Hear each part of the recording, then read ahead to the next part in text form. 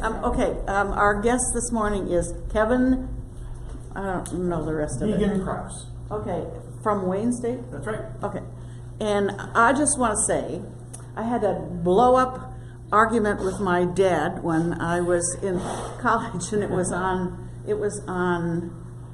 well, I can't remember what it was, but I decided he didn't know his subject, and I decided afterward I didn't know how to argue and or talk, when people had high emotional contact. And somewhere along in my life, of course, I've had other arguments with family members, knockdown, drag-out ones, as they go. And I did some conflict resolution in the church for a while in Southeast Michigan. And I always believed in the art of conversation, but it was almost impossible to get people to go along with you. And also I learned along the way that listening is something we all have a terrible time with. So I hope Kevin will talk to us about those kinds of things. And listening is, I'll just say, I'm sorry, I'm taking your time. It's hard work. It's hard work because your brain is always thinking about your own agenda.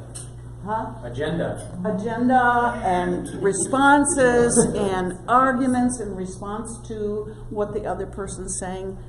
But listening to what that person is saying is the key for me of understanding. But then to carry on a conversation, that's something else. So we'll let that up to you. Thank you very much. Well, what a nice introduction to be told to listen by the person being introducing you. I should do that with every class that I teach. So let me just start by saying my name is Kevin, and I teach at Wayne State University, the other great university in this state.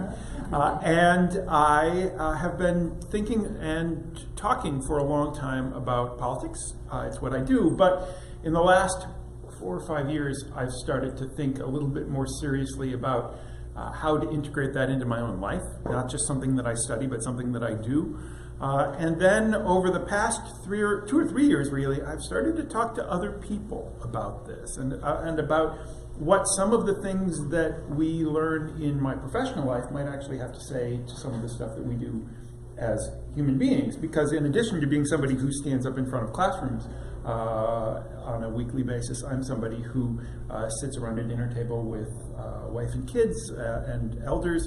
I'm somebody who has been on a local school board, somebody who talks to groups and things like this. And so the question is, how do we make this, what we discover in my professional life, how do we make it meaningful? And in some ways, how do we make it meaningful in I think what is now the most critical or most sensitive area? When I have nightmares about politics, the nightmares that I have about politics are about the kinds of things that I want to talk about today, about us being unable to talk to one another. I spent a lot of time working on Eastern Europe, and for about 10 years I took students to the former Yugoslavia, to places like Bosnia. And I realized that cultures and countries that thought they could never descend into shooting wars among the citizens themselves found themselves there through no individual fault, but through a collective inability to resolve differences and to talk. And I don't think we're there. I don't even know that we're on the trajectory, but I've seen where that can go. And so I want to talk about it. The one thing I want to say, a couple of caveats. The first thing, so just those are my sort of first few cautionary words. I hope it's not going to be all as depressive as that. But I want to sort of introduce the theme and say I really do think this is something that we need to think about. I also want to say that this is not something that I have a lot of answers to. So I can introduce the question, I can maybe frame it a little bit. I think it's one of those things, my wife and I had the experience of listening to your pastor this morning. It is one of those things that we each have to do, and we each have to sometimes make really tough decisions to do what is not an easy thing. I think a lot of us know what's right, just as we know with the broader message that we heard today, so we have to make those decisions. But to the extent that political science and thinking about politics can help us frame that a little bit better, maybe it makes that job a little bit easier, just like a guy unrolling scrolls in the front of something can point out particular things in Scripture that might make those choices a little bit easier. So that's my job. Second, a couple more words. And this is actually specifically words. My students already know that they know when they see this to start groaning, because I've become, over the last 10 years, kind of fanatic about etymology, where words come from. And so some might ask, does this word really belong in a church? Now, I'm guessing most of you think that it does, but there are certainly some people who would raise the question that it does. I teach this, but it was a long time before I really thought about the word itself, what I deal with. Anybody know where this word comes from? Polis. Yeah, so you're way ahead of me. So with my students, I try and trick them, because they'll say poly, and I'll say, poly. So in the Greek for many, and then tix, the word for bloodsucking. That's the joke. But you're absolutely, this is a much better crowd than that. So we've got this. Everything I've discovered, virtually everything we've got, comes from Proto-Indo-European, a language that was spoken in what is now the western part of Turkey, the Caucasus, about 7,000 or 8,000 years ago, which came into all of our different languages. So you're absolutely right. Politics actually comes originally from Greek, so polis, which means a city. But where did that come from? That's what I had to discover. And it turns out that it actually comes from the word pele, which in Proto-Indo-European means a hill or an enclosure. So, you can think of a polis. The Acropolis is the city or enclosure on the top of a hill. Acropolis is actually redundant because polis means hill, but that was the Greek's way of expressing it. So what's really interesting about this, and my wife and I were talking about this. My wife is a pastor in her own right, someone who studied theology. We talked about coming here to Zion, and I have actually been nourished by many different Zion Lutherans in the past in various places, including the one in Ferndale, where my kids have been involved, and we go from time to time. But where does this word Zion come from? So you know politics. What about Zion? That's a hill too. That's a hill too. Yes, exactly. And it's not just a hill. It is the word for hill, right? So Zion is a hill in Jerusalem, and it actually comes from the Hebrew Sion, which literally means hill or enclosure. So oddly enough, the word for politics and the word for Zion, they don't mean the same thing, but they go very, very nicely together. So the next time somebody tells you that politics doesn't belong in Zion, you can tell them that that's not a hill they want to die on, right? So, all right, here's where we go. Here's what I want to talk about, how to talk across the political divide. And this is a kind of subtitle of it. I suspect many of you may have used or read this book. For me, this is how to talk to people I disagree with and how to listen to some people I disagree with. And really, this is a challenge. Because I think, like many of you, I find myself around people who think like me. And so the question is, how do I make that leap? How do I go to other places? I want to do this in 3 ways. And I actually have to have the things up there because I always get the numbers wrong when I try and do it. I want to talk about what's actually going on now. I want to talk about why that's not a good thing. This stuff is pretty obvious, but it really helps to see it in stark terms, and it provides that motivational push. And then I want to guess at some things that we can do to make it better. So those are the kinds of things that I want to do. So the first thing that I want to say is, if the world seems like it's pulling apart, if that divide seems bigger than it was when we were growing up, you're right. Now, I will say there is a caveat, because there are some people who say that it's not. Some academics who say that actually things haven't changed as much as we think. And so what they will do when they say that is they will show bell curves. Oh, wait, where did the slides go? Oh, no. So imagine a bell curve, right? Imagine a sort of straight up and down bell curve. And then it goes from left to right, politically or morally. So there are quite a few academics who say things actually aren't as different as we think they are. Because if you ask Americans questions about taxation, about abortion, about all of those things that really get us fired up, and you look at where people are located, in a polarized environment, you would expect people to be over here and over here. High taxes, high spending, low taxes, low spending. Absolutely no abortion, absolute abortion. Turns out Americans aren't like that. That we still follow, much as we've always done, a kind of bell curve. That most of the opinions are in the middle. Some taxation and some spending, some limits on abortion, but not complete limits on them. Some in a variety of different places, in a variety of different ways. And so, in that sense, Americans do tend to sort of center focus. But even though they're center focused, something's going on. I mean, we know that something's happening. Something feels different. And in that sense, the numbers are absolutely right. So while the numbers still follow a bell curve, something's going on. And we can see that in all different ways. So here, and this is the reason why I do the PowerPoint. Normally I just like talking to people, but there are certain things that are best to show rather than to tell, as I just proved by not having the diagram to show the bell curve. Political scientists have all sorts of different ways of measuring how we pull apart. And one of those measurements is what they call polarization, or the tendency to go toward the ends or the poles. And actually every different field has different ways of measuring things that go apart or things that go together. So there are ways of looking at the votes of members of the House and Senate and looking to see whether they tend to converge or whether they tend to diverge. What's really interesting is that America over time has had periods of polarization and periods of low polarization. For us, sitting in this room, most of us who came of age politically in this space right here, I think it's really important to realize that even with the Cold War, even with the 1960s, votes in the US House and the US Senate tended to cut across party lines. There tended to be a kind of pull toward the center rather than a pull from the outside. If we had come of age politically right here, we'd be really old, first of all, but if we had come of age right here, we would say, oh, well, we've seen this before. This isn't that unusual. The United States in the 1880s, 1890s, 1900s, during the Progressive Era, was really pretty far apart. The votes in the Congress were pretty far apart. So while we've seen this before, none of us in this room have seen this in our lifetimes. And that's really important to realize. So it's not necessarily the apocalypse. We've been here before. We've gotten out of this before. But for us, this seems really far apart. And arguably, this is higher than that. So there are some issues worth talking about. I want to add, by the way, I know we're time limited in terms of the endpoint, but I also know that sometimes by the time you store up a question to the very end, you've forgotten it.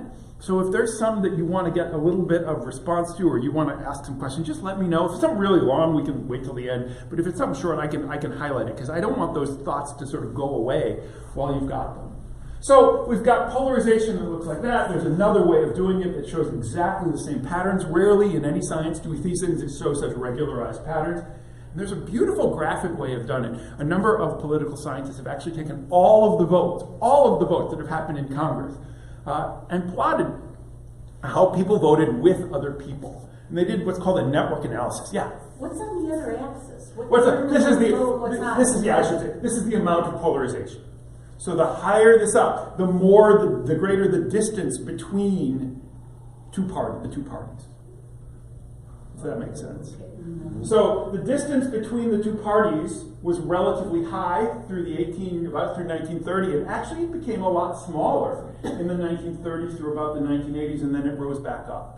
So if we look at votes that cut across, and let me show you a different graphical way of representing the exact same thing, and maybe that'll make it a little bit clearer. If I'm wrong, but yeah. The low period corresponds pretty much with the Cold War, right? The low period corresponds with the New Deal and the Cold War. Yeah, I mean, you're absolutely right. It also corresponds with a certain set of behavior of congressional Democrats in the South, and that has something to do with it as well. Mm-hmm. So, but if we look at this, I can't believe that they did. The amount of data that's involved here is staggering. But what they've done is to look at the way Congress people vote with one another. So these lines represent people voting with other people, sort of back and forth, it keeps going forward, with other people. And so what you can see is in the 1950s, there was a lot of left and right connection. And then over time, as we go through the decades, you can see what happens to those connections. So imagine two different sets of strands, two different amounts of spaghetti pulling apart.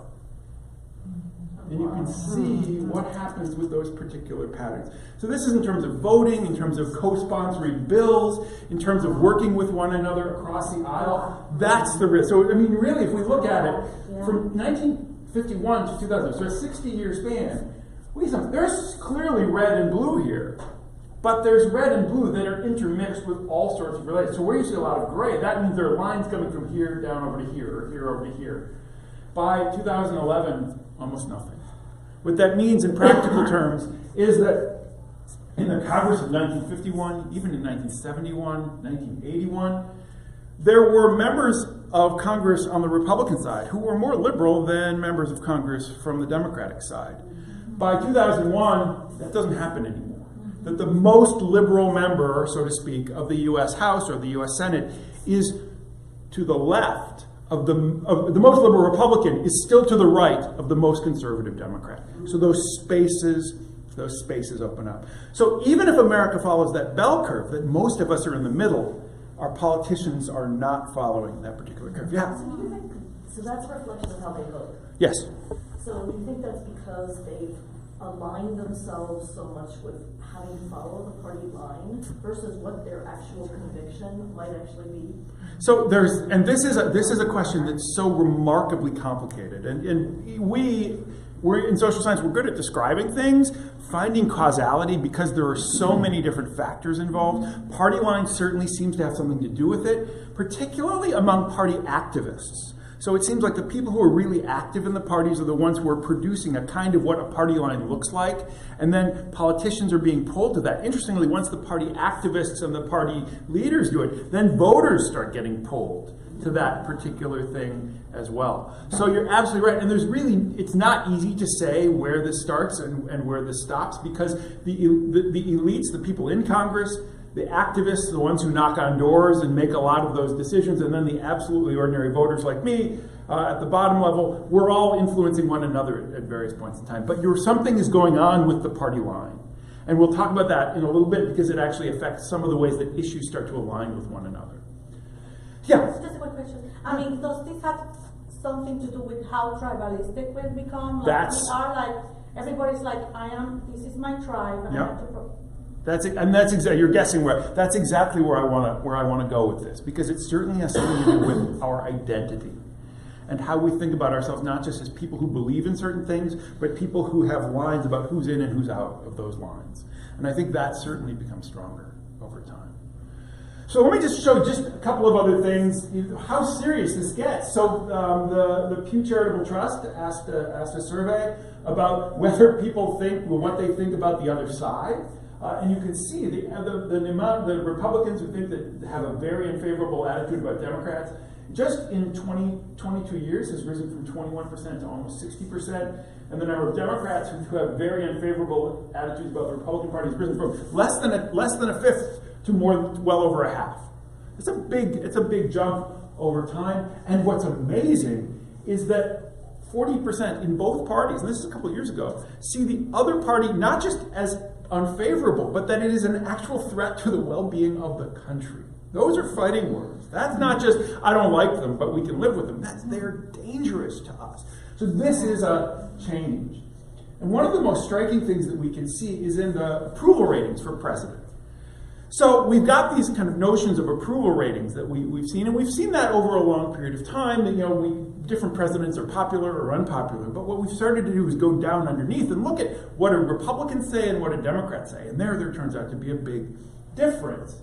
But it turns out that difference wasn't always so big. In other words, Eisenhower was favorably thought of by Republicans extremely, but not that unfavorably thought of by Democrats. This is the 50% mark. So for most of the time, Eisenhower approval among Democrats was in the 50s.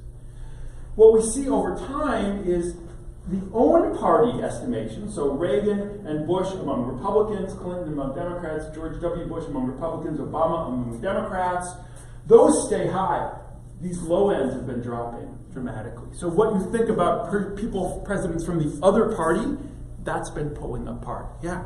So this is talking about parties. Yes. But what about, there's a bunch of people that are like, I don't like either one of them. Right. Like the independents. Right. Where are they? So they wouldn't be in this. Now, interestingly, most independents, we talk a lot about independence of the independent voter. When you do a little bit of public opinion polling, you scratch just underneath the surface, almost every independent, 4 out of 5 independents, have a preference.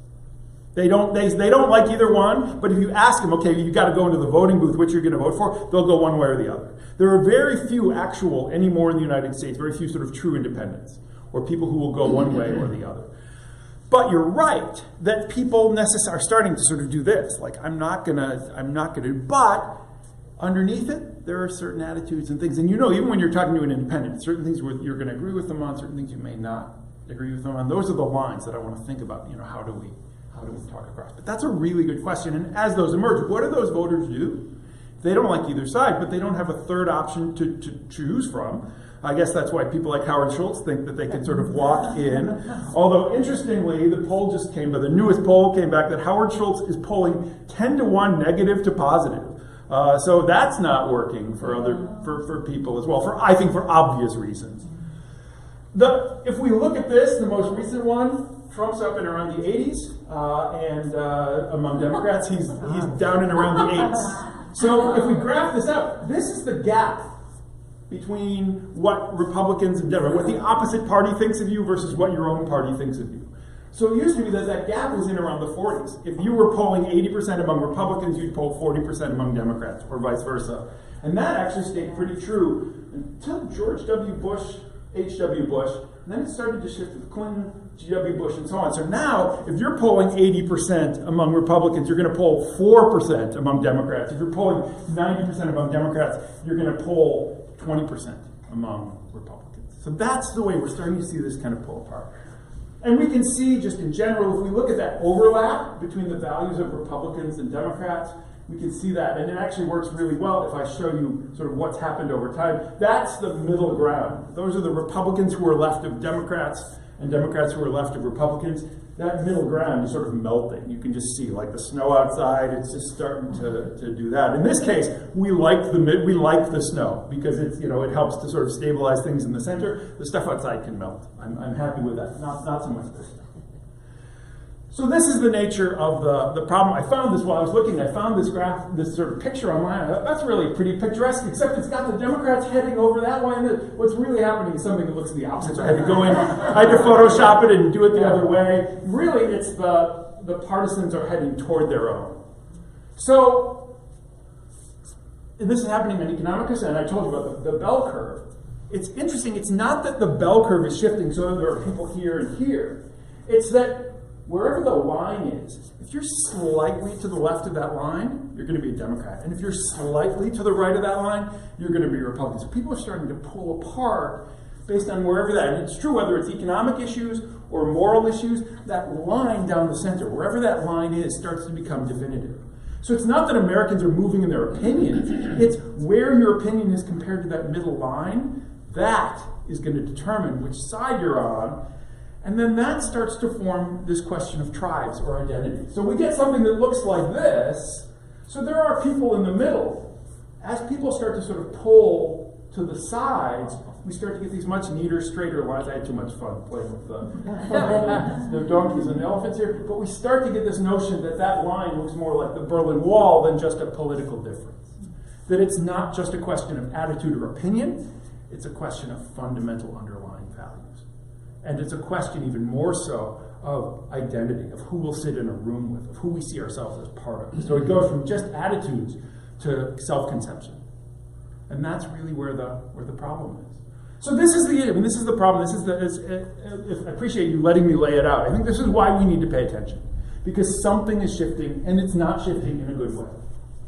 Because I think it really is something. Now I start with the question of Bosnia, and again, I don't want to be apocalyptic about it, but this is certainly something we should be wary of.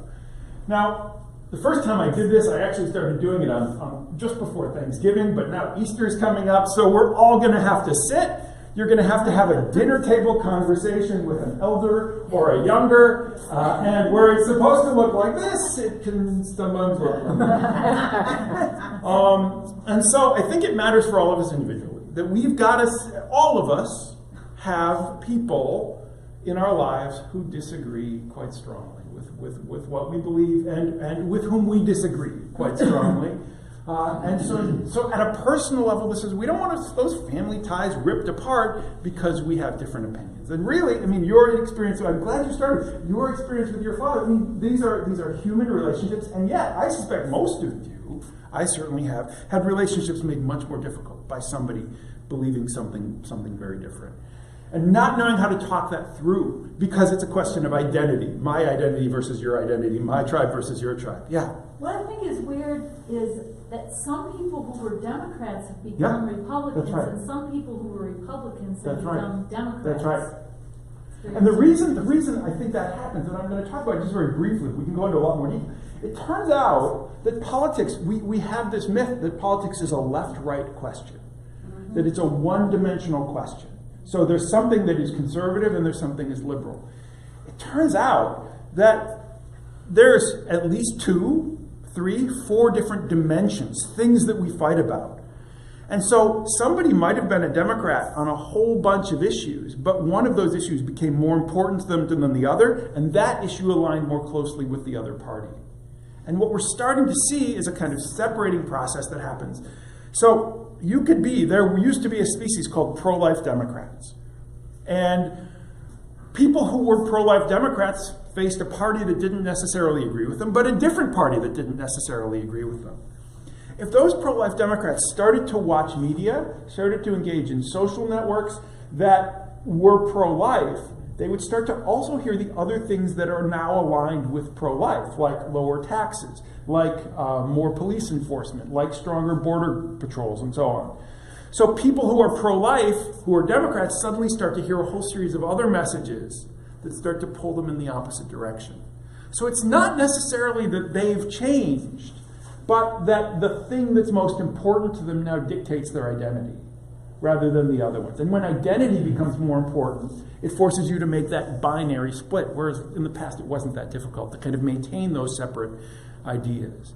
So that seems to be what's explaining a fair amount of party switching in the United States. We also saw this in droves in the South in the 1960s. I mean, almost everybody in the U.S. South, all the whites in the U.S. South, were Democrats. And then certain issues, in particular race, became a kind of political issue, and one party versus another party started to have different opinions. The same thing happened to African-American populations at exactly the same time. African-American populations tended to vote Republican in the 1930s and 1940s, and over time, thanks to Kennedy, thanks to Johnson, thanks to Goldwater, and a couple of other things, it started to shift. So that the Democratic Party in the South became the party of African Americans, and the Republican Party in the South, which had been marginal, became the party of majority of the whites. So there's some really, I mean, this isn't an unusual thing. It's weird when we see it though, because you were over there, and now you're over there. How did that happen? And it really all depends on kind of what people's values are, but what's most important in their life. So you can hold a lot of things, but if one thing becomes most important, and it's the one associated with the other side, then you start to shift your identity to that other side. I'll talk to that in a minute. So this is the kind of situation, but I want to argue that actually there's a bigger, it's amazing if you go online. I like to look for pictures because I think pictures make, but when I go online, some of the stuff that I find, the networks have a kind of allergy to politics. So on all of the major networks, NBC, CBS, they have these little segments on how we can avoid politics at the dinner. They're really obsessed with how do we do it, rather than how do we do this right, how do we do this better. So that's the micro problem, is just our relationships with other people. There are some bigger macro problems. One of them, and this is a great little book, it's full of statistics and things, so I wouldn't recommend it as I would recommend it as bedtime reading if you have a hard time falling asleep. But what it's got, what it does beautifully, is sort of isolate out periods of American politics. There won't be a quiz after. But the point that I want to make is, he argues in this book that in the New Deal period, the late New Deal period, we tended to have people voting across party lines. And they would tend to make policy in increments, little bit of increments over time, because there would always be a majority that you could cobble together from here and from here. So we would make these small, marginal changes to different things as we went on. As politics started to pull apart, what we see is a pattern of making laws where we get these short bursts of intense lawmaking and then nothing. So if you can think, Obamacare and TARP, these programs, these programs to change, that all happened within the first couple months, first year of the Obama administration. Then after that, very little. When all of the stars were aligned, when all of the houses and the presidency were Democrat, get policymaking done, and then nothing. Under Trump, in the first year, actually not as much as people expected, but at least the tax cut, and then nothing else. So we get these small bursts of massive shifts in policymaking, and then nothing for a long period of time, which makes the policy agenda do that just like the people are doing that, rather than, not that this was ideal in any case, but rather than a more kind of marginal set of shifts with constant policymaking going on all the time. That's not good for democracy when we're only making big policy in these short, polarizing bursts that actually make things worse. Yeah? What kind of world events impacted on like the New Deal and the post-World War II? Right, so obviously, all of that. Right. We've got these things that pull people together. But what's interesting is this happens in a period of 9/11, It happens in a period of the Great Recession. So we have some of the same factors that we saw here, and yet it doesn't seem to have that reintegrative effect. If anything, it sort of moves it in the opposite direction. But could World War II was a long major event. Yes. The stock market crash, Right. the recovery was a long major event in Right. the country. 9/11 was a few days. That's right. No, that's right. My question though is, maybe that worked for this. I don't want to have a stock market crash or a World War II just so that we can get back to talking to one another. So the question is, how do we, the Civil War resolved the period of the 80s. How do we get to something that looks a little bit more like this? But in terms of causality, I think you're absolutely right. But how do we get to that same place again without going through those major traumatic events? That's the question. Just that it kind of feels like also how media is become. I mean, we are not more united. We actually more isolated because people spend much time looking at their cell phones. And I think that one of the problems is the 24-hour cycle news. Absolutely. I think that you are being bombarded by, and they have to fill these 24 hours. So you have all these talking pundits, like you have to fill Right. this, Oh, you have to appeal to them, and sometimes you have to be crafted and not say reality, but kind of like a shade of reality, and it becomes very confusing. How, depending on what news are you looking, because now you don't know what's real. That's right. That's right. And so we start to see this moving, apart. Now it's interesting, I spend a lot of time working on European politics. It's nothing unusual in Europe to have the left-wing party has its newspaper and the right-wing party has its newspaper. And my sort of fun, you can tell how bereft my life is of fun, I used to sort of stand near the newsstand and ask someone who walk up, would you be to guess which newspaper they were going to buy, just by sort of looking at them. So that kind of different news for different people, that's been there for a long time. But you're right that something else seems to have changed, right? That we seem to sort of isolated ourselves into particular silos. It's interesting that a lot of people point to social media for this. But some recent studies that have been done suggest that actually a bigger impact on that polarization is less the social media being used by the young as the cable television being watched by everybody else. That actually cable television usage, CSM and especially Fox watching, has a bigger effect on this polarization than young people using social media. That's there, it's true, but it doesn't seem to be the biggest impact, which is interesting. I mean, what we get, that news cycle, that 24-hour news cycle of people who are trying to make us anxious, because that's why we keep watching, that's really where a lot of this polarization can explain at least some of this polarization. And again, there are push and pull factors. Political parties push this, media pulls it, and we go back and forth. And the question is, how can we sort of get around that? The only other thing I want to say about why we should care about this is maybe something that's a little bit too big. Now, this is a little bit alarmist. It is a magnificent book by Steve Levitsky and Daniel Ziblatt. I know some people have read this and book clubs have been reading this.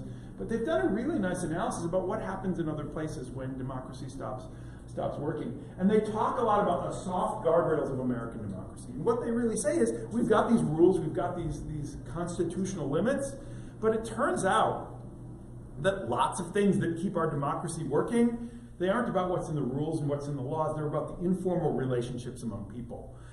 People in Congress, people in the various branches, that those informal restraints, well, we don't do that. We don't do that here. We don't do that there. That those informal restraints actually turn out to be just as important as the other ones. And as we pull apart, those informal restraints tend to disappear. So they use this metaphor of soft guardrails.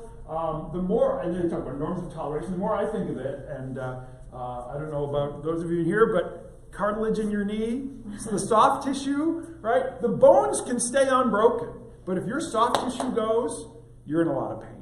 And I see those norms, that ability to talk across is the soft tissue of democracy, and that's the stuff that we're talking about going. Yeah, Sonia. Well, can you go back to that book? Yeah. I can't read. Oh, I'm sorry. So it said the norms of toleration and restraint. Norms, not the rules, but the norms served as the soft guardrails of American democracy. And the name of the book is? The name of the book is How Democracies Die, Oh. by Stephen Levitsky and Daniel Ziblatt, both of whom are at Harvard. Thank you. And it's a very smart book. It really does take it. It tries to be bipartisan, but in the end, they conclude that certain sides are maybe more responsible than other sides, but they try. So this is the card list. So what do we do about that? And I know we got to go upstairs in 10 minutes. So let me just tell you what I'm thinking. No, so you can stay longer. well, I don't want to. I know if people want to go, so feel free. So let me get the big stuff out quickly, and then we can talk. And if you want to go, you can go. So one of the solutions you realize we just need to talk more. We need to have more conversations about this. We need to reach across the lines. We need to talk. So we need to have just serious conversations. Interestingly, though, when you do surveys on this, so the Pew folks have done surveys about conversations about people who disagree with you, and whether Republican or Democrat or everybody, 51% of the people find those conversations interesting and informative. As many people find them stressful and frustrating, right? And the conversations reveal, we think, oh, if we just could talk to one another, we would know that we had more in common. Actually, those conversations tend to suggest to people that they have less in common than they thought. So maybe that conversation isn't going to do it. Now, I don't think that this has to be true. I think the question isn't, do we not talk, but it's how we talk to one another. That's where, my assertion would be, yes, this has happened, but probably not because those conversations were not done in a way that would be conducive to those kinds of answers. You were going to say, sir. Well, I was just going to say that, in the top part, I think that many people would walk into those conversations thinking that the goal is I'm going to change the other person. And the second one is that the reason why, in fact, they actually think that they have less in common is because the only thing they heard were actually the disagreements. And that listening is a hard piece. Yes, right? That's yes, exactly what's going on. So actually, I don't need to be here because everything I say, you ask questions that sort of jump to the next level. So here's what I want to say. So for me, what we need to think about is how are we talking, with whom are we talking, and why are we talking? And so for those of you who need to go, here's the final set of conclusions. Nothing profound here. Then you can go if you want to go, and I'll talk about each of these individually. But this is exactly your point. How are we doing? What's our goal in this conversation? Is it about winning or is it about learning? And here I have to say, I was asked to do this for the Oster Lifelong Learning Institute last year. I think that might be why I end up here today. And I realized with about 3 or 4 weeks to go that I was going to talk to a group about how to talk across the political divide when I hadn't talked about across the political divide in God knows how long. So I'm going to walk into a crowd and do this when I haven't done it myself. So I started to make some appointments. I called my former student who ran the party organization from the opposite party. I tend to think of myself as a Democrat. I tend to vote Democratic. So I called up one of my favorite students of all time who'd been the head of the college Republicans at Wayne. He's now a successful lawyer. I called the local guy in my city who always runs from the opposite party, and I said, let's sit down and have a beer. There was actually several beers by the end. And let's talk about this stuff. And I realized that if I went into those conversations with the question, what is it that you think people like me get wrong? What is it you think people like me... And you have to really be in a particular place to be able to ask that question. It's not going to just happen. You got to want it to happen. But if I went into those trying to focus on what I didn't understand about myself that others saw about me or thought they saw about me, if I went into this trying to understand where they were coming from, even if I didn't, if I went in promising myself I'm not going to argue, I'm not going to fight this one, that helped a lot. The second thing is that I did it in person.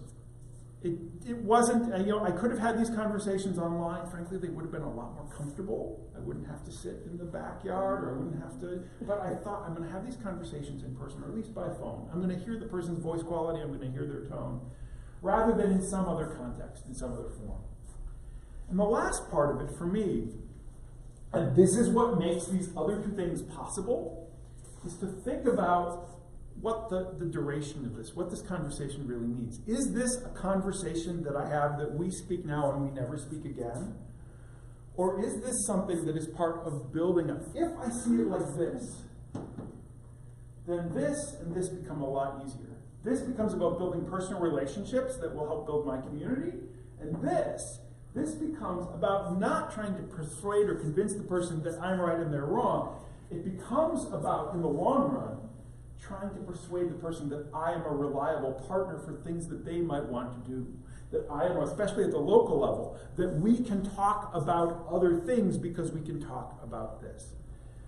So if I can have those conversations about us in the longer run, about thinking of this as a project rather than a debate, then it's at least easier for me to contemplate these things. And each of these sort of helps make the other one easier. If I see the person in person, I'm going to be at least less inclined to do this winning, and unless it goes really badly, I'm going to be less inclined to make this a one-shot deal. Yeah. Do you have any, are there any books that you know of about where opposing people who are on opposite sides actually become friends and come together? Yeah. The reason I'm asking this is I just saw a YouTube and it was called Trouble, Why Trouble is Good. Uh-huh. And it talked about Lincoln. The guy talked about Lincoln and how Lincoln actually brought members of the opposite party into his cabinet or whatever, and that was partly why he was so successful. That's right. And that's a hard management task. But again, if it's a long-term task, you can start to do that. So we can talk at the end. There's a book that I teach with my students called America, the Owner's Manual, which is a great little book. We've gotten rid of our normal textbook, and we teach this one instead. And it starts with a series of stories of people, it's exactly what you're talking about. And I forget which state, I think it's in Georgia, about sort of Republicans and Democrats who came together around utilities reform. Even though they were on the far sides of the book, they found this thing that they shared in common, and they were able to work it through. So those kinds of things are there. We can do them, but it requires a kind of reconfiguration in our head about what this is about in the longer run. Yeah. I find in conflict situations where people are really, like, this is a tough situation, that you have to, in order to solve these, you have to be willing to feel like you're taking 10 steps. Yeah. When the person on the opposite of you feel like you're only taking one step, Right. And I think also about that willingness to really put something into it. Mm-hmm. I bet they're going to feel the same way that they took 10 steps, but I just That's don't right. know, That's right. And we're so accustomed in this society to not wanting to be the sucker, right? We don't want to take those 10 steps, and then they're just going to go back 10 more steps, right? I'm afraid this is going to script your video. I keep walking off camera or leaning into the camera. But yeah, exactly right. And so, again, if I know where that guy lives, right? If I know that the beer is stored in his cooler on his back porch, there's going to be less of that because he knows he's going to have to relate to me in that kind of longer relationship. Yeah. And humor. I think Absolutely. is such a good tool that sometimes it's used to cut. Yeah. But if you can use it to just observe how stupid human beings are, and we all know how stupid we are. Right. It can really. I agree. And I mean, for me, obviously, this is what I do. Yeah. I try to do in class. I will say humor has been weaponized in a sense. And my guilty pleasure while I'm emptying the dishwasher every morning is to put on, some comedy show from the night before. And I had to, actually this morning, I had to stop myself and said, this is mean. I don't need this in my, it's nice to have someone sort of repeat back to you in a funny way what you've been thinking all along. But, I mean, if it's humor that's done with the other person's, with respect for the other person, I think, you can sort of point fun at what's going on. Yeah. Seems to me that, it's not easy to do this, right? Especially when we have become so competitive. If I come like, reconciliatory tone, and I see the other person wanting to win, well, guess what? I want to do the same thing. Right. So this is very difficult. So I think it should be like a group therapy. Yeah. We should just have groups trying to engage in this kind of thing because. And then, what's problem is the labels. Mm-hmm. Once you start throwing out the labels, like you're a hypocrite and you're a liberal, that's breakdown. No, I think that's exactly right. We need So to learn, let you me know. give just a couple, and we can. I Yeah. want to sort of engage, and please leave when you need to leave. There's about 15 more minutes worth of stuff that I think is worth sharing, but stop me when you need to, or just go. So part of this for me is thinking about foundations, thinking about what's underneath this conversation. So rather than throw those labels out and throw those other things, what do we really care about? What's really going on here? And there's a group that I found pretty useful. They call themselves moralfoundations.org, and it's a bunch of academics who've tried to systematize things a little bit. And when we think about our moral values, what are we really thinking about? What are we trying to understand? And these are the kind of things that they say are important, that all of us, at various points, we operate according to a logic of, what are we going to do? Why are we doing what we're doing? And is it because we care about others and their well-being? Is it because we want fairness? Is it out of loyalty to others? Is it because someone told us to do it? Is it because somehow that other thing feels kind of gross somehow or unpleasant? And their point is that each of these is something that's evolved over time in humans because it helps us live. It helps us survive in society. We care for the young. We want to form partnerships with one another, so we have to feel that it's fair. We want to build larger groups, so we need some kind of loyalty. We want to build organizations, so sometimes people get to tell us what to do.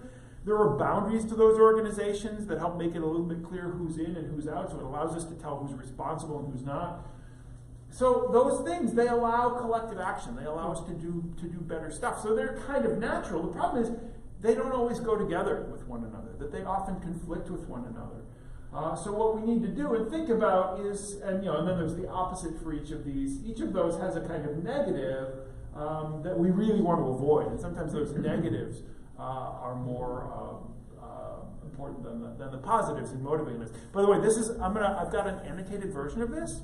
So if you want to just take the PDF, I can make sure that it gets distributed around, and you can have that again. So this is the big question. The important thing for me is, the first thing is that we all work, when we're doing these things, we have some kind of moral foundation that we're working from on these.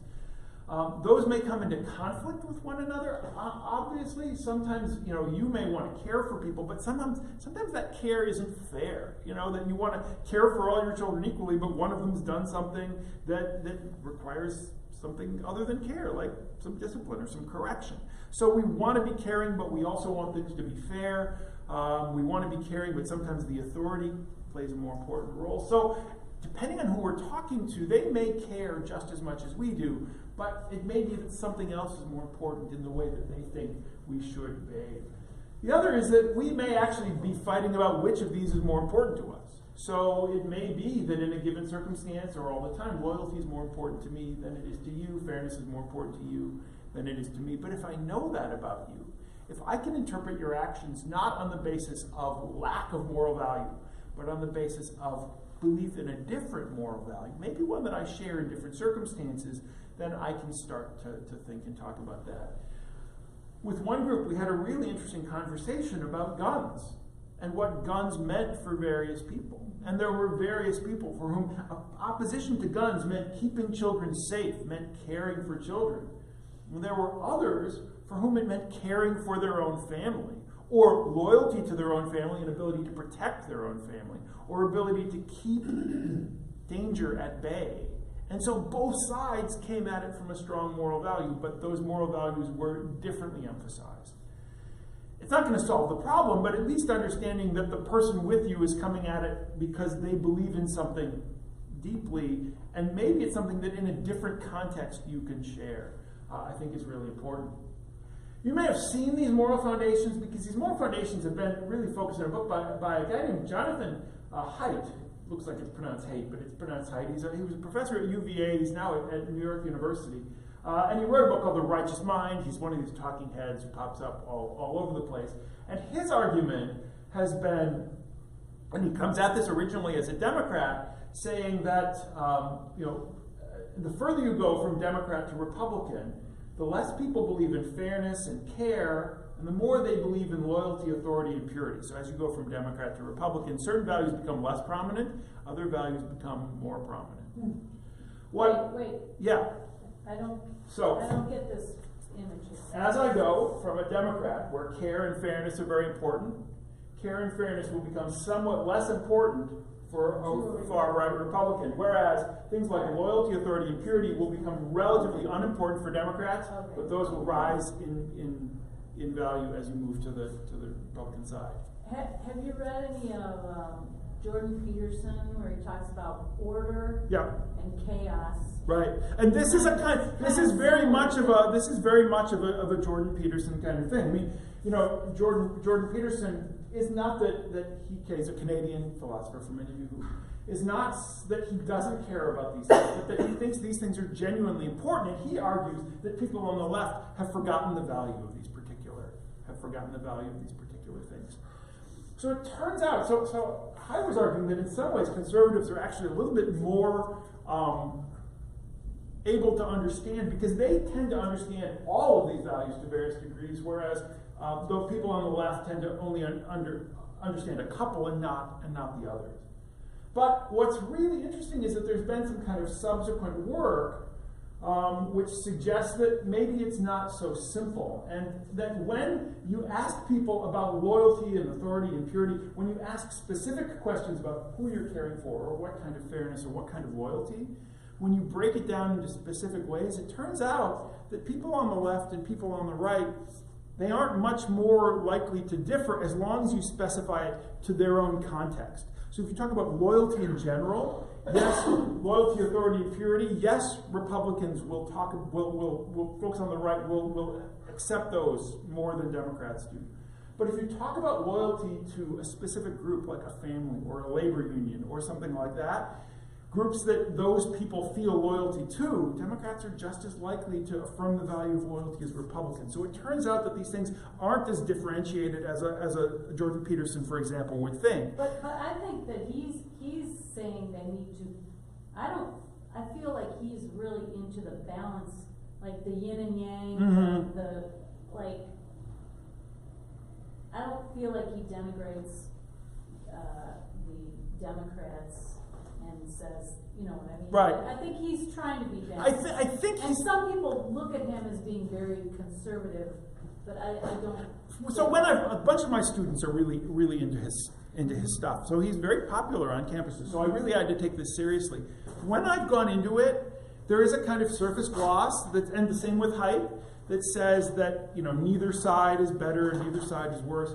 But it's interesting. He's much more angry at folks on the left than he is, I think, at folks on the right. So he's making a balanced appeal, but the kind of targets of what he's talking about, I think, are some. And I don't want to make this about Jordan Peterson or not. What I want to say is, I don't think it's the case that either side, the left or the right, have forgotten the values of some of these or others. I think it depends on what context you're talking about, which is good news for us. It may not be good news for it's good news for us because it means we can have conversations across those boundaries as long as we're willing to deal with that particular framework. Yeah.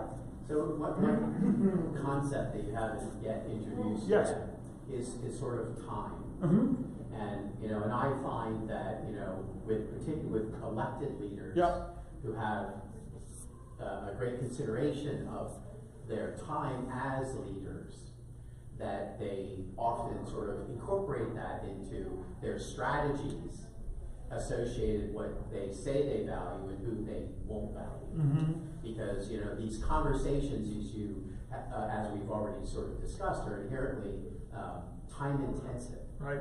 I see amount of time, not sort of duration, but Correct. Yeah, you're right. And as a consequence, it's easier to name call. That's right. And actually label you as anti-X, That's right. Kind of thing, simply because I can do away with you in that, That's and right. actually then execute my vision. That's right. And I would say that the most critical moment, the unit of time, is the 30-second commercial, right? What can I say in 30 seconds? And so when our media presents various images, I mean, it's one of the reasons why my students are, so when they see this word politics, they want to throw up, because all they see of politics is attack ads. If all we saw of dentistry were dentists attacking one another on television, showing really ugly pictures of the gingivitis caused by another dentist, we would never get our teeth cleaned. And so I think this is part of which is kind of related to for me, the broader strategy.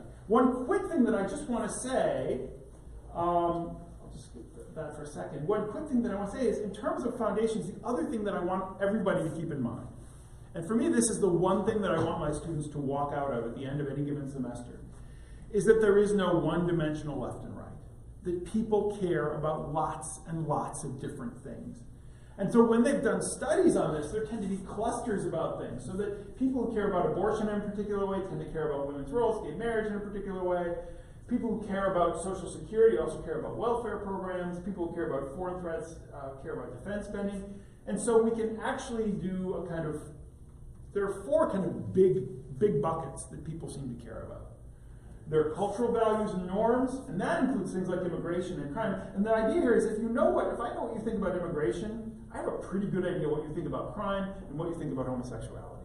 And if I know what you think about Medicare, I have a reasonably good idea what you think about healthcare, and I know what you think about education spending. If I know what you think about foreign engagement, I have a pretty good sense of what you think about defense spending and things like that. So these buckets tend to go together, and then these actually, turns out that the cultural values in foreign policy tend to be pretty closely related. Not as closely related, but these kind of cultural questions over here, and then race questions tend to be pretty closely related to welfare questions. For me, this means, and I tend to think visually about this stuff, is that we've got a two-dimensional axis. There's not just one left and right. There are at least two different lefts and rights. There's an economic left and right, with left being more spending and more taxing, and right being less spending and less taxing.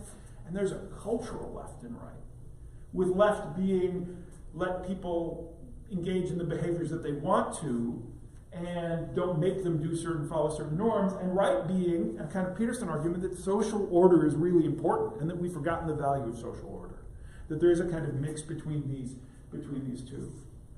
What that means for me is that whenever I'm talking to someone across political lines, I need to be sure that we don't actually accidentally agree on certain things just because we have different party labels. That there are Republicans and Democrats all over the place on this particular frame. And one of the things I would actually recommend, there's a nice little website called isidewith.com. Have any of you ever taken this? There are a whole bunch of sort of political tests online. It'll ask you a whole bunch of political questions, and then it'll give you a kind of place. And instead of a one-dimensional thing, it'll actually do the two-dimensional thing of authority and liberty, and left and right, which means taxing and spending, and kind of where you fall on that particular framework. And I would really encourage you to take it and see if other people can take it, because it'll tell you. So it tells you what political leaders are near you, but it also will tell you, what maybe you aren't quite what you think you are. And so we've got all of these various questions, and I won't go into this. You can see I've got a lot of stuff to say, but the idea here is there are roughly, in the American population, and one of my students pointed out that this adds up to 102%, but it's rounding, so, but there are roughly in the United States, about 30% of the population think that cultural power should be small, government shouldn't tell you who to marry or not marry, but that economic power should be big, government should tax more and spend more. We call those Democrats, for the most part, in the United States. And there are about 30% of the population who think, actually, government shouldn't tax more and spend more. They should do less. They should keep their hands out of your wallet, but going into your bedroom is okay. So we call those folks Republican. And then there are 20% of the population who think that government shouldn't do either one. And about 21% of the population think that it's okay if government does either one. Now, these numbers change, and they float, and they fluctuate. But what's really important to know is that Democrats are in one place, Republicans are in the other. But if you look at these numbers, these are not majorities, right? And what that means is, in practice, you can't win with just one of these. That you need to find, if you're here or if you're here, you need to find friends here or here in the population to make these things work. So not only is it that we can talk across these lines, we have to if we want to make these things work in the long run. And the idea is, if I'm sitting here, I got friends up here on certain things, I got friends over here on certain things, and to make those kind of tribal identifications about in or out is immediately to restrict your own ability to make coalitions. Now, being willing to go across those lines might also open you to charges by people close to you that you're sort of breaking those identity lines and so on. So you do take a risk. You're selling out. Yeah, exactly. You're selling out. You're not pure in this. You're not. And I can understand that argument, but in the end, I want to make certain good things happen. And if I can't walk across here, or if I can't walk up here, I'm not going to get anything done. I'm not going to be able to do that, and we're not going to be good in the long run. What's increasingly happened is, as the media message come out of here and there, these two quadrants, these quadrants start to shrink as people are pulled over here and pulled over here. That's not going to help anybody. Yeah. I think of the beginnings of this country as an example of that kind of thing. The slavery question. Mm-hmm. We wouldn't be a country if they didn't compromise on that slavery question. Well, we didn't compromise in the end. I mean, in the end, we just, They allowed it. They allowed, yes. I think. I mean, that's a really tough one, right? Because they were walking. Let's make a compromise. Let's do that. And in the end, it wasn't something you could easily compromise about. And the hope is we're not in that space, right? That we're not dealing with stuff that we can't find any common ground about. I think we can. I think slavery, I hope, is an exception. But it was also in how slavery was handled. There would have been potentially ways of thinking about slavery and acting on slavery in the South, in the North, that could have avoided that. I don't know. I really don't know. And I don't know enough to know about that. But I think we got to think in our circumstances, where can we compromise and where do we actually have to draw the line? I'm starting to think, and maybe this is just me, that on questions of climate and emissions and stuff, it's harder for me to see where to compromise anymore. Yeah. But if you want to go on living. If you want to go on living. It's an existential question. Or not me. We're going to be fine. We're surrounded by friends. If the people of Bangladesh want to go on living, that's what. Other generations. Yeah. But again, that specific situation makes my point about this time factor. Yeah. Because now the time horizon is so large that in essence, in my daily life, I don't see the minutiae. Right. And so the notion that in fact, well, we just had this polar vortex. Right. Where's the global warming? Right. Again, is indicative climate, of the type of weather, dialogue. climate. Yeah, exactly. No, you're right. So the time frames of our decisions become bigger. And the time frames of our daily thinking become that 24-hour news cycle, right? So we've got longer, 50, 30 seconds. We've got longer term problems and shorter term thinking. Yeah. I work on new political parties in Europe, which pop up, serve for a term, and disappear. Pop up, serve for a term, and disappear. We don't have that phenomena exactly in the United States, but it's really hard to make long-term plans when the party isn't going to be around in the next election. Not even going to be close to being around in the next election. So last thing that I want to say is two minor things. That's really about how we think about this. So I want, when you think about this, when you're having these conversations, the first thing to think about, if it's about learning, it's about learning where the other person's coming from, what their common moral values are. It's even about learning if they share political values with you that might be obscured by their party label. And I think that's really important. And if we can get past this question of identity, to unpacking that, to what that identity stands for, we might be able to find something. One's a Hatfield and one's a McCoy, but they share certain things in common. So I think that's the first thing. The only other thing that I would say is, and this is easy stuff, I didn't realize, this cartoon, on the internet, nobody knows you're a dog. This was the classic, the first statement of sort of internet anonymity. This is from 1993. I had no idea this was that old. If nobody knows you're a dog, then you're probably doing it wrong, right? Because if you're building relationships with people who don't know who you are and you don't know who they are, maybe it's just time to stop. Or maybe if there's someone that you went to high school with, or the friend of someone you went to high school with, or that a lot of these non-real relationships, I mean, they exist, but they're not necessarily ones that you're going to have a long-term contact with. If you find yourself having political discussions with people that you don't interact with in any kind of normal way, where there's no long-term question, or you don't see them and don't encounter them, it may be a good idea to not have your political conversations there. To save those political conversations for people that you can actually learn from and then people you can deal with long-term. And that takes us to the last thing. And there's a really kind of provocative book and a provocative image. I promise the last thing. It was a book called The Evolution of Cooperation by a guy named David Axelrod, which is also now, I think, 40 years old. But Axelrod looked at different ways that human beings cooperate with one another, and how does cooperation emerge from what is essentially a very competitive species.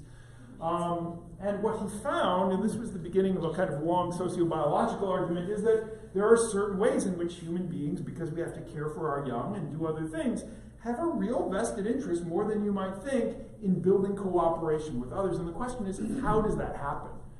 The really interesting thing he found, and this is one of his chapters, is a study of the trenches in the First World War. And you've probably all heard the story of the Christmas when the players got up in the middle, they played soccer with one another, they did all sorts of other things.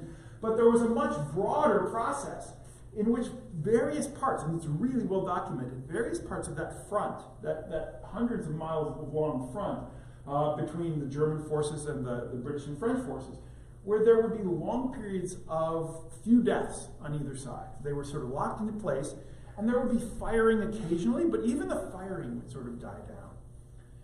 And what was becoming apparent was that the sides were communicating with one another, not directly, they weren't sending messages, but by when they would shoot and how they would shoot, they would sort of leave one another with the impression that maybe today's not going to be that dangerous, and that if you actually accidentally put your head up over the parapet, it's not going to be shot off. And so what they found was that the longer that the troops were in similar units across from one another, the more they developed these habits, even though they weren't communicating in any way directly, the more they developed the habits of not shooting at one another, or deliberately shooting over the heads of one another, so that there was less death, there was less devastation in those periods when nothing was happening. For the generals, this was the problem. They wanted murderous behavior, and so the solution ended up being rotate them through. So don't let any unit in a trench long enough to build up long-term informal relationships of cooperation with the folks on the other side. For us, the problem is the opposite. For us, the problem is we're constantly in shifting trenches, so we're firing at one another with no consequences. If we slow that down so that we are constantly in the same kinds of relationships, or regard these as more permanent relationships, that kind of sniping and firing may become less, because we know that we've got to deal with these folks. Because if I start shooting across, they're going to start shooting back at me. And if I'm building that longer-term relationship, I can sort of bring it down, bring the tension down, and I can start to think about the long. Now, this is just one analogy, and there are different ways of thinking about it. But for me, it's a really poignant one about the importance of building long-term relationships with others across the political lines, and then regarding all of our political conversations as best when they happen in those long-term relationships. It's not that I'm not going to have political conversations, but I want to make sure those political conversations are happening in places where there is some degree of mutual trust, some degree of personal contact, and some desire to learn, and that means the other person wanting to learn as well. I'm not just going to expose myself and say, shoot me. But if we can start to do that, then we can start to have those conversations. Now, we've narrowed the realm of conversations down to relatively small, but I think maybe a few longer-term conversations are going to be better for us than a lot of short-term conversations that are more destructive than they are productive. So, I mean, for me, that's the big picture. There are some people who like doing this, for whom this is kind of a hobby. I went online, actually, so there's a website, I can't believe it's called Mantelligence, and Mantelligence actually has a list of hobbies that sort of go, you can see stamp collecting and all sorts of stuff. My thought here is that if this is your hobby, maybe pick one of these other hobbies. Like this would be, there are less destructive hobbies out there. If this isn't a hobby, but it's about actual relationship building, it's about actual desire to make things better, then get rid of the winning, get rid of the one-shot, get rid of the online discussions of politics, and do those in person with people who you can develop long-term trust with, and where you're willing to hear what they have to say, and vice versa.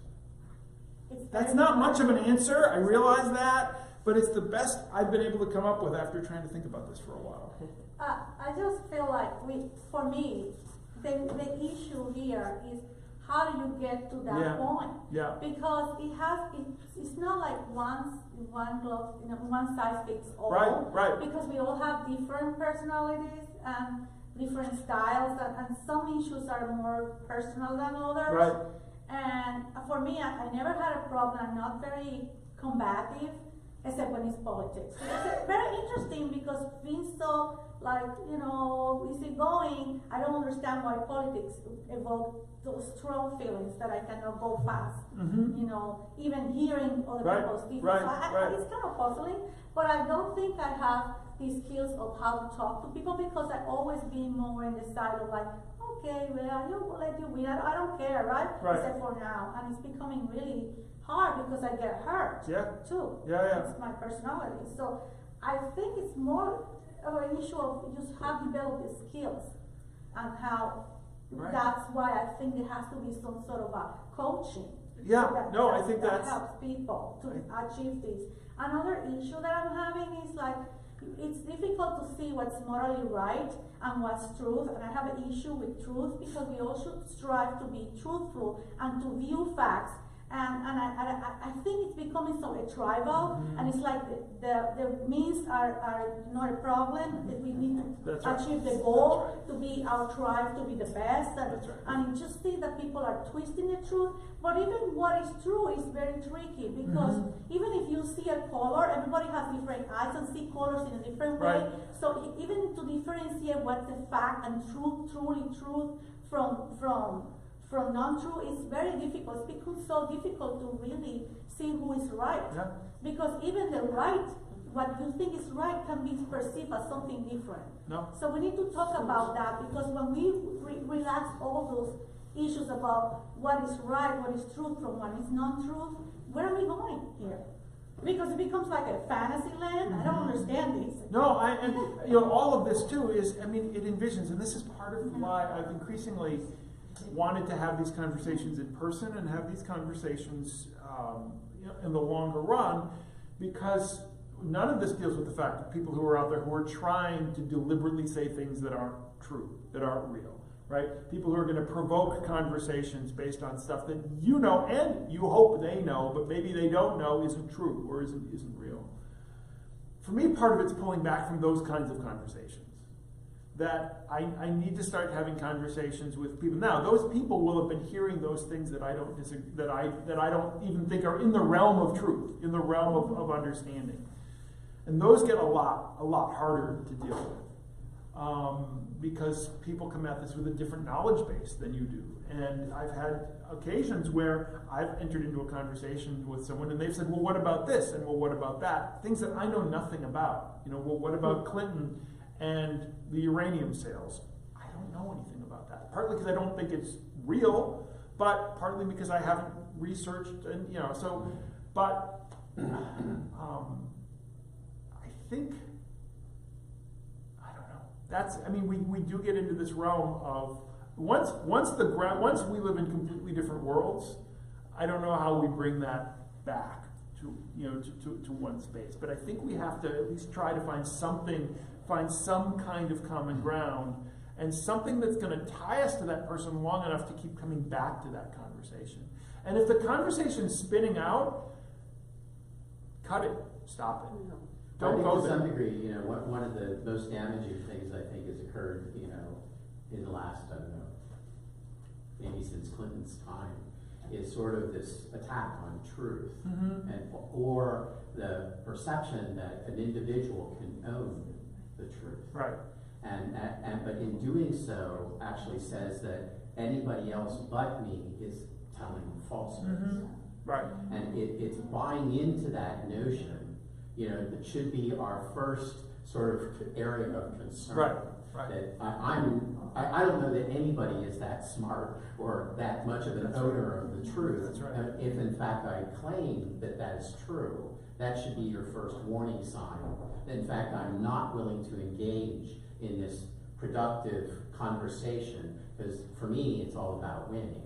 Because I'm always right. That's right. I think that's right. And I guess for me, the idea is to have these conversations, to start by having these conversations with people who you can have the conversations with and who won't try to spin it into those places. And I hadn't thought about this. So part of it is, having those goals, but part of it is also engaging with conversation with people who share those goals. So that's where the kind of meeting happens. That's a pretty small group. but at least it gets us out of the place where we are now, where we're not having them at all.